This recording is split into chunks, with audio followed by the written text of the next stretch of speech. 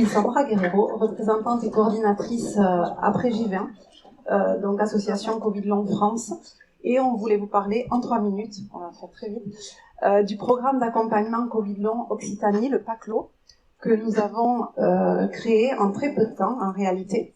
Donc l'objectif, c'est un accompagnement pluridisciplinaire d'une maladie au long cours émergente, le Covid long, pour aider les patients à retrouver leur mobilité, à comprendre la symptomatologie du Covid long et s'approprier des outils, des stratégies pour avoir un quotidien meilleur.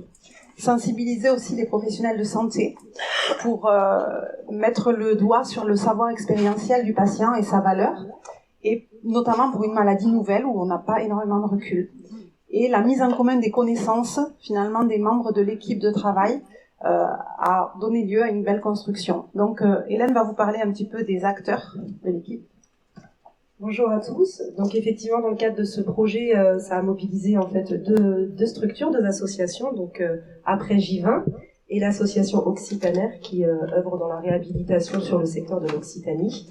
Il y a plusieurs partenaires, à la fois évidemment Sandra en tant que patiente partenaire, des médecins, des professionnels de l'activité physique adaptée, on a aussi des professionnels de l'éducation thérapeutique.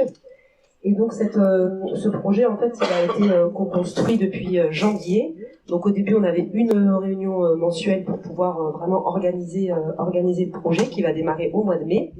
Et la chose qui est positive dans ce projet, c'est qu'en plus d'avoir été co-construit avec Sandra, elle va aussi intervenir dans le cadre de notre programme d'éducation thérapeutique à destination des patients Covid long. Donc on a rencontré quelques freins, vous les avez ici, notamment un manque de connaissance de la pathologie du Covid long, des enseignants d'activité physique adaptée, la place du patient partenaire aussi, qui doit se faire dans les structures et dans les équipes. Et on s'est fixé un délai très court parce qu'il y avait quand même une grande urgence, parce qu'il y a beaucoup d'errance médicale pour les patients. Comment on a surmonté ces freins? On a créé 2 sessions de formation, que j'ai eu le plaisir d'en donner une, l'autre sera la semaine prochaine, pour les enseignants en activité physique adaptée.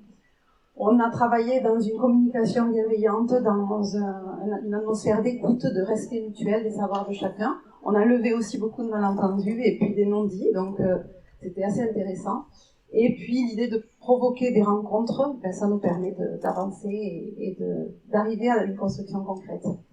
Les bénéfices, une contribution certaine à la politique du partenariat en santé, une prise de conscience de la valeur du savoir expérientiel du patient.